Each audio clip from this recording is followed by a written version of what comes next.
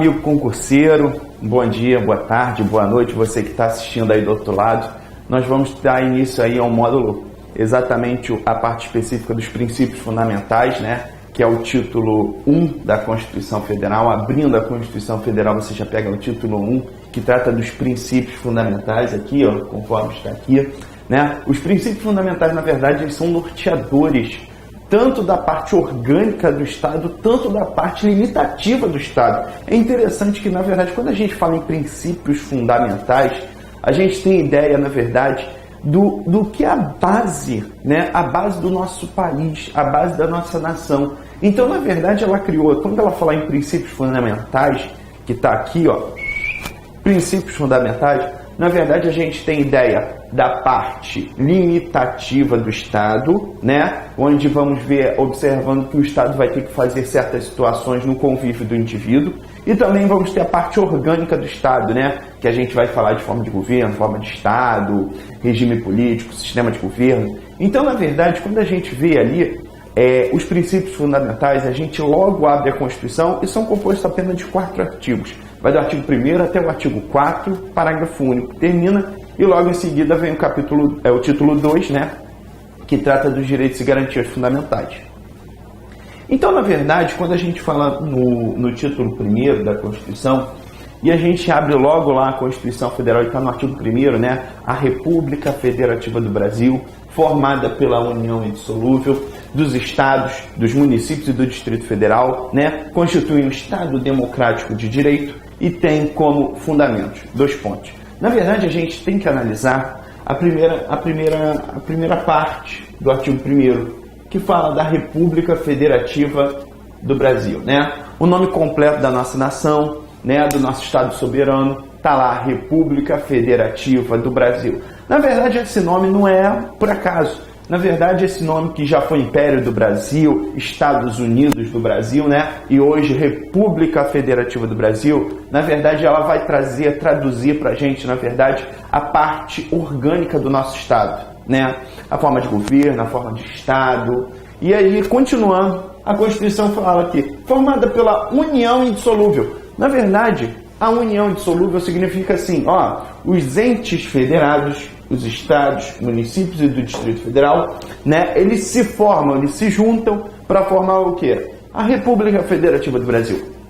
A Constituição, ela não colocou no artigo 1º a união, ela colocou uma união indissolúvel, a junção deles, mas ela não colocou o ente federativo união, porque na verdade a união é o todo, né?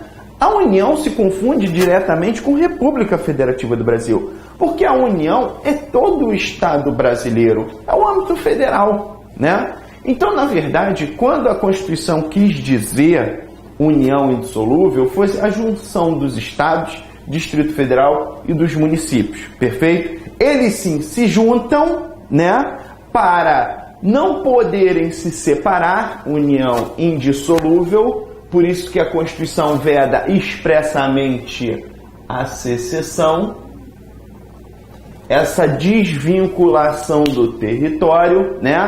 Obviamente, a gente tem aqui a união dissolúvel dos estados, municípios e do Distrito Federal, que se formam, se juntam, né? Formando a República Federativa do Brasil, o todo. Só que aí, continuando, constitui-se um Estado democrático de direito e tem como fundamentos 2 pontos. Na verdade, antes de tudo, a gente tem que observar os entes federativos, né? A característica orgânica do nosso Estado, que aí a gente tem a União, os Estados, o Distrito Federal e os municípios. Note-se que, de uma certa forma, a Constituição Federal... Engraçado, eu estou com os 2 pilotos vermelhos, né? Assim, se eu não for escrever em vermelho, eu vou escrever o quê? Em vermelho, né? Maravilha. Pô, o professor também aqui tá...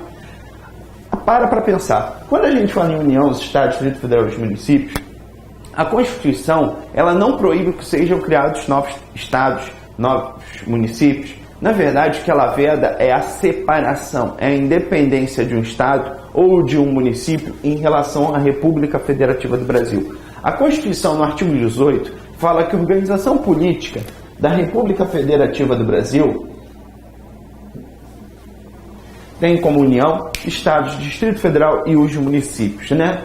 Todos eles com autonomia.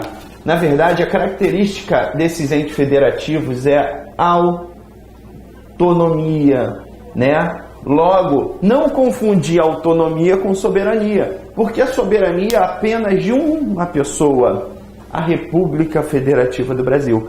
Esta é soberana, tanto no âmbito interno, tanto no âmbito externo. Foi? Beleza. Continuando, na verdade a gente tem a figura também dos territórios, lá no artigo 18, que vai falar que podem ser criados territórios.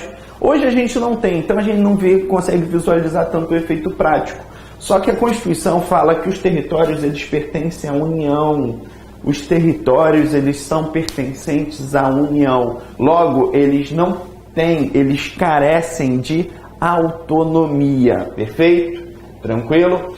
Constitui um Estado democrático de direito e tem como fundamentos. Só para agora a gente analisar rapidamente, a capital federal, no artigo 18, parágrafo 1º, a capital federal é Brasília, né? A gente tem que tomar cuidado que não se confundir o Distrito Federal com a capital federal. Antes, há muito tempo atrás, até já foi no Distrito Federal. Só que a nossa Constituição hoje colocou a Constituição de 88 colocou que a capital federal é em Brasília, tá? A gente sabe que a primeira capital federal foi lá em Salvador, Bahia, depois para o Rio de Janeiro, depois para o Distrito Federal e aí finalmente para Brasília. Brasília não é um ente federado, ele está dentro do Distrito Federal e não possui autonomia nenhuma. Autonomia, quando a gente fala aqui em autonomia, a gente fala da autonomia administrativa, de executar seus próprios serviços públicos, de cuidar do seu orçamento, do seu pessoal, né, dos seus servidores. Autonomia política, né, política, seus próprios governantes, seus secretários, né, as suas autarquias, fundações, empresa pública, sociedade de economia mista, né, as suas secretarias, tudo isso. Então, na verdade, a gente fala em autonomia administrativa, política e legislativa, né? Obviamente, a gente sabe que a União coloca lá a Constituição Federal, né, e podem criar suas leis federais perfeitamente, né, para tratar de aumento dos seus servidores, o estatuto deles.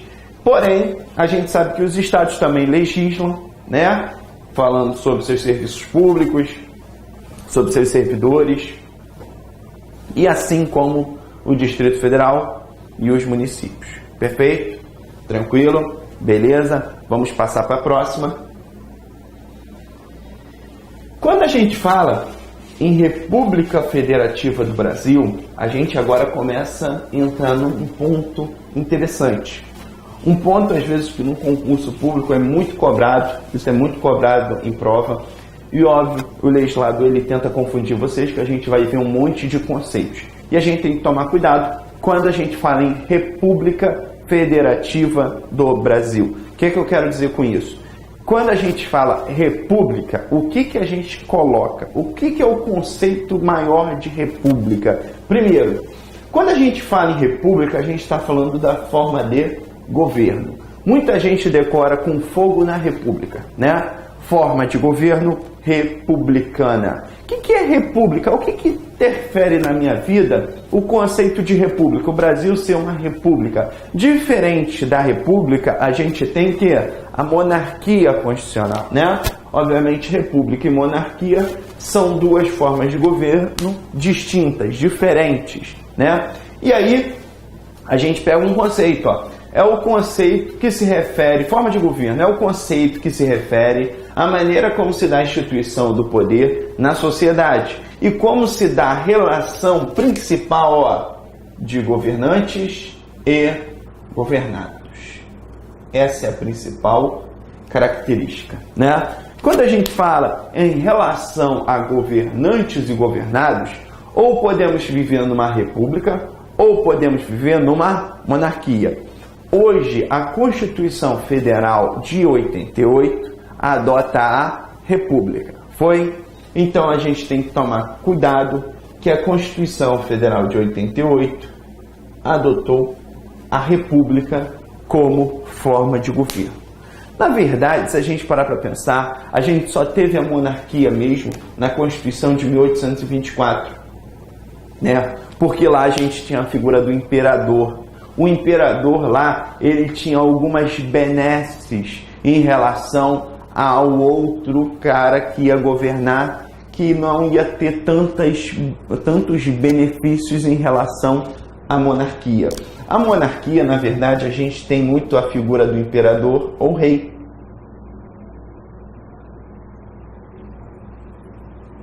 Que, na verdade, na monarquia, em regra, a gente não tem um mandato. A gente tem o tempo vitalício. Por hereditariedade. Perfeito?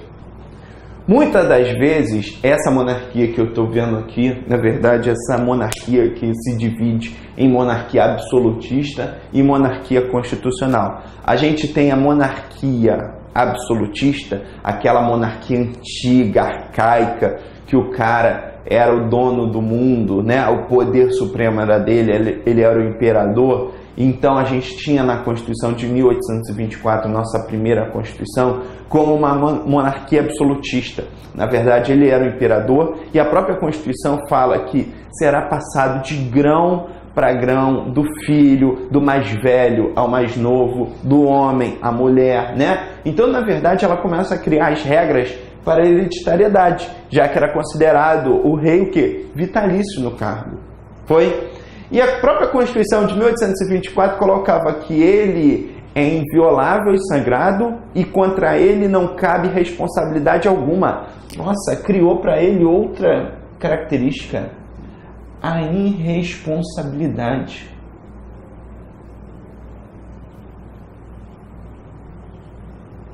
Na verdade, aqui, quando a gente fala em responsabilidade, significa que o dinheiro público não tinha que ter essa fiscalização. O dinheiro é público, mas ao mesmo tempo é dele.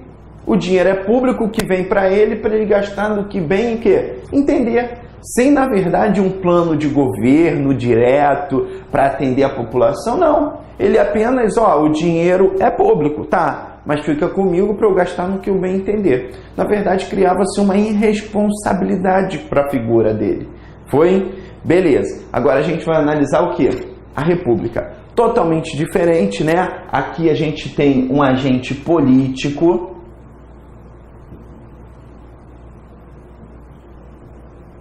Um agente político, uma figura importantíssima, né, para o país. Segundo, ele tem um mandato,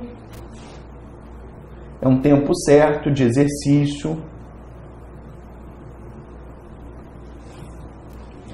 Terceiro, ele é responsável pela coisa pública. Ele é responsável pela coisa pública.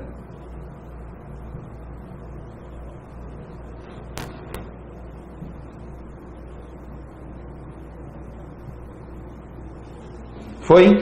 Logo, a gente já começa a criar distinções bem interessantes em relação a essa forma de governo, república e monarquia. Perfeito? Na verdade, a república e a monarquia, óbvio, o Brasil adotou a república e o Brasil adotou a república a partir da Constituição de 1891, né? Tanto é que a gente lembra que 15 de novembro de 1889, a gente tem o que? A proclamação da República, né? Óbvio, aula de história. Lembra de aula de história daquele professor chato que teve da tua vida, né?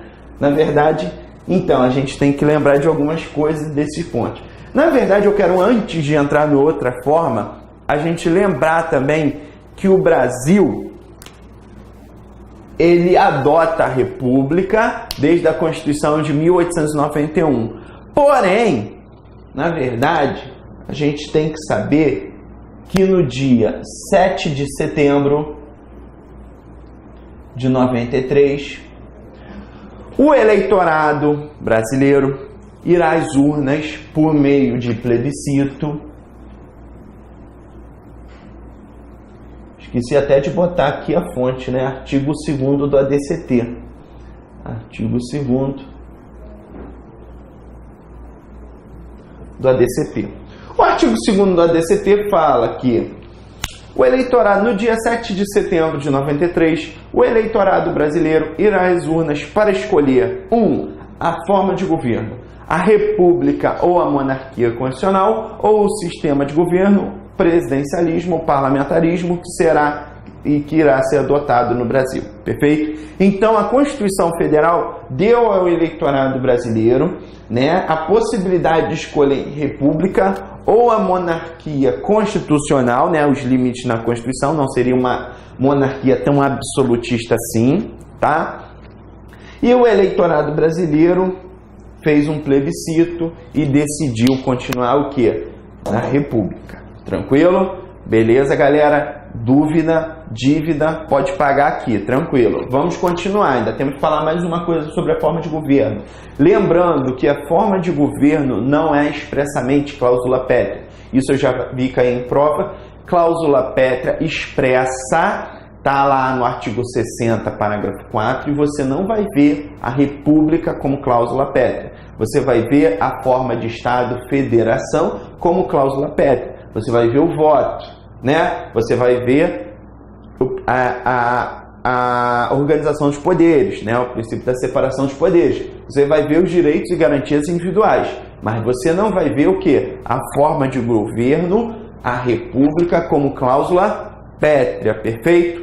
E aí eu vou abrir uma brecha. Na verdade, no artigo 34, que trata do princípio constitucional sensível, a gente tem que observar que a República Federativa do Brasil, né, ela adotou, assim, a princípio ela falou da União, né, como forma de governo a República. Mas ela falou ao mesmo tempo que todos os entes adotem o quê? A República, né? Nada mais lógico, nada mais justo que, poxa, não dá para em âmbito federal botar República, em âmbito estadual municipal eu criar o quê? Monarquia, imperadores, não existe isso. Então, na verdade, ela botou no artigo 34 que a forma de governo, ela botou a forma republicana é um princípio constitucional sensível.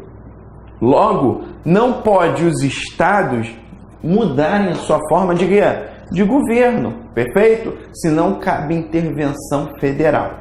Tranquilo, gente? Beleza? Agora sim a gente vai para a forma de estado.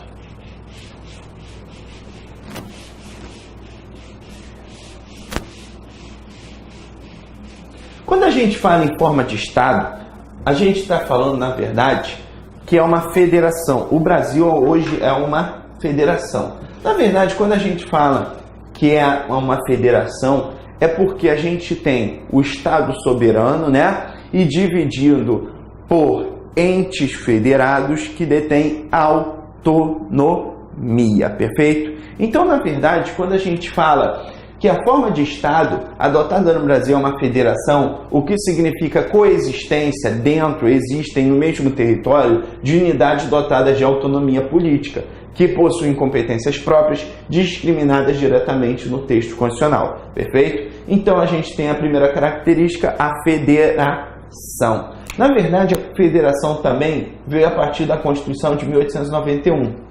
Tá? A Constituição de 1891 também trouxe a federação como forma de Estado. Lembra na hora da prova? Forma de governo, república. Forma de Estado, federação. Perfeito? Toma cuidado com isso. Quando a gente fala em forma de governo, fogo na república, e a gente está falando agora de forma de Estado, federação. Na verdade, aqui é composto por entes federativos que gozam de autonomia. Na verdade, alguns estados, por terem a sua dimensão, o seu território quase que continental, no caso o Brasil, ele cria um pouco dessas autonomias. Né? Determinados estados, quando forem bem menor, né? Na verdade um tamanho bem menorzinho, pequeno, eles não muitas vezes dividem, não fazem essa forma de estado federação. Na verdade ele fica como estado o quê? Unitário. Então é só composto, o estado unitário composto por um ente, né? No âmbito, no caso, em âmbito federal. Se vocês procurarem, acho que Portugal, na verdade, Portugal, Bélgica, é um Estado unitário, né? O Brasil adotou o Estado unitário na Constituição de 1824, já que, na verdade, na Constituição de 1824 falava que o Estado brasileiro vai ser dividido em províncias, e essas províncias não detinham autonomia política, não tinha. Na verdade, tinham prefeitos que eram escolhidos pelo imperador, eram meros secretários praticamente. Então, nesse caso, a Constituição mesmo que veio trazendo a federação, né, os Estados Unidos do Brasil praticamente, na verdade, a Constituição de 1891 que trouxe a figura dos entes federativos, dotados de autonomia, né? Porém, na federação é vedada a secessão, já que a Constituição colocou o quê? A união indissolúvel, né? A própria Constituição colocou a união indissolúvel, vedada a secessão, vedada essa desvinculação do território maior, né? Já pensou? O Estado do Rio Grande do Sul, República Federativa dos Pampas, e aí se desvincula, né? Isso é proibido pela nossa Constituição Federal. Analisando aqui, ó, o Estado unitário composto por apenas um ente, né? Na verdade, a gente fala que o Estado unitário, ele aqui, a sua autonomia é geral.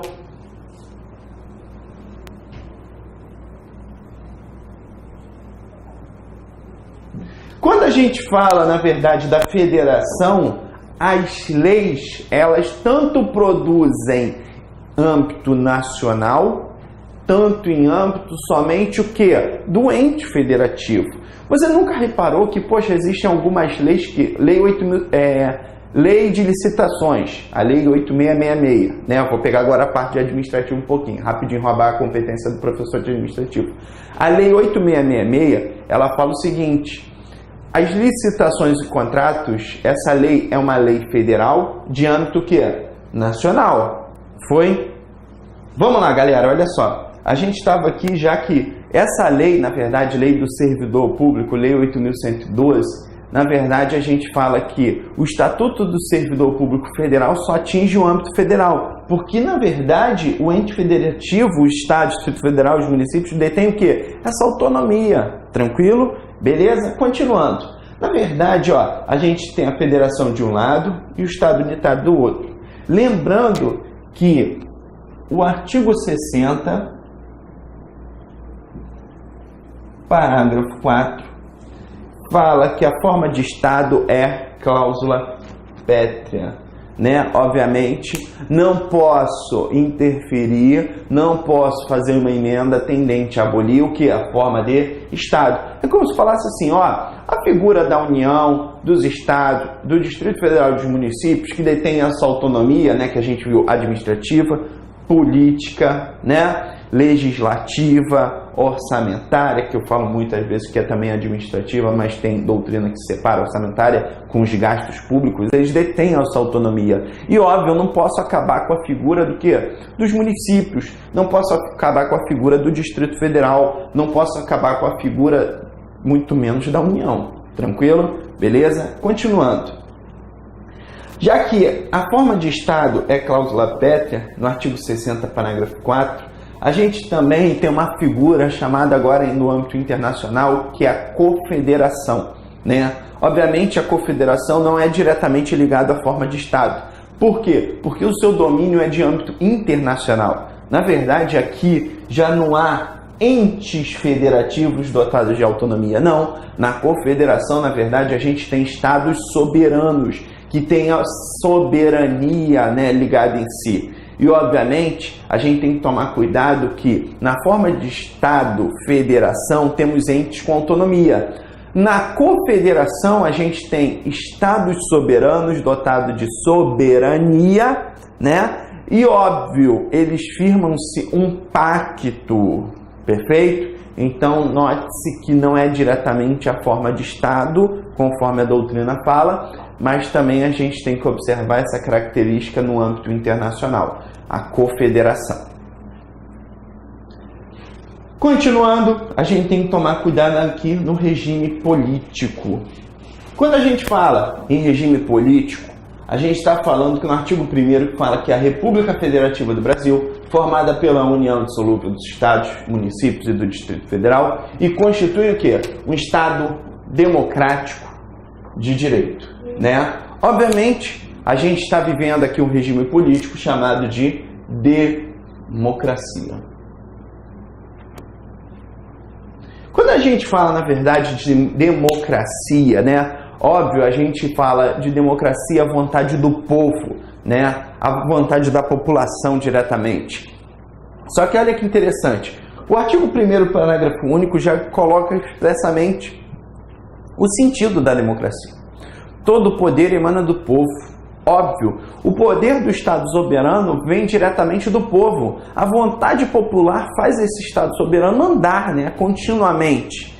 Então, todo poder emana do povo, que exerce por meio de representantes eleitos ou diretamente nos termos desta Constituição. Primeira coisa, a gente tem aqui a Constituição Federal colocando que a democracia se faz por meio de representatividade. Foi? Primeira coisa, a nossa democracia é uma democracia representativa. O que significa dizer com isso? Quando a gente fala que a nossa democracia é uma democracia representativa, significa que são eleitos representantes. É a nossa democracia indireta. Foi?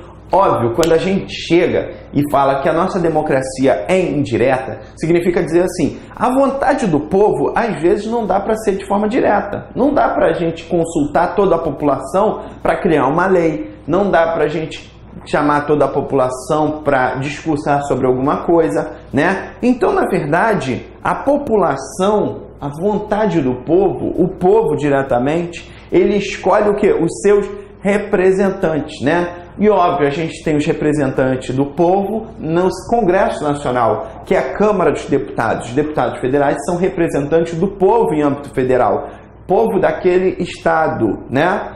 Continuando, quando a gente fala também em âmbito estadual, a gente tem os deputados estaduais, né? Os deputados estaduais são representantes do povo daquele estado, também lá no estado, na Assembleia Legislativa. E temos também os vereadores de idade mínima de 18 anos, né? Óbvio, novinho pode ser vereador e ser representante do povo daquele município. Essa é a nossa representatividade, essa é a nossa democracia indireta. Por quê? Porque o povo não decide diretamente. Ele escolhe quem o decida por ele. Foi?